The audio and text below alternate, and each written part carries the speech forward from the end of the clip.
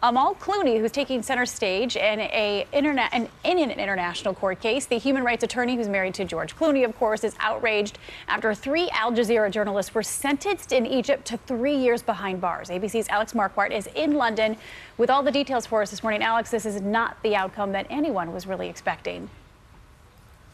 It's not. Good morning, Paula. This is a trial that has been slammed by governments, legal experts, and human rights activists all around the world. It's a stunning sentence for 3 of our highly respected colleagues, and the global outrage against it is now being led by Amal Clooney, someone we've seen a lot of but almost never heard from.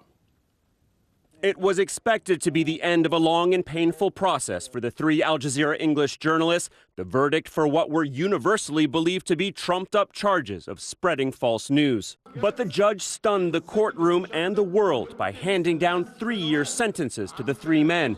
One, Mohammed Fahmy, who's also Canadian, has been represented by Amal Clooney, who blasted the Egyptian government for the ruling. The verdict today sends a very dangerous message in Egypt. It sends a message that journalists can be locked up for simply doing their job, for telling the truth and reporting the news. Clooney's reputation for conquering courtrooms as a human rights lawyer was somewhat eclipsed when she conquered Hollywood's most famous bachelor.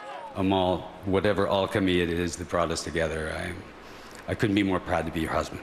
Since her 2014 wedding to George Clooney, Amal has been stealing the show on red carpets and magazine covers, and getting a shout out at the Golden Globes for her long list of accomplishments, even though George was the honoree.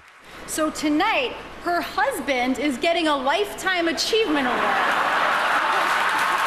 But now, as the fight to free the Al Jazeera staff surges back into the spotlight, Amal is taking charge here too, leading the international outcry against a regime widely condemned for going after respected journalists. Every single third party that has looked at this case from the beginning, from the UN to the EU, the US, the UK, everyone has said there is no evidence to sustain any of the charges.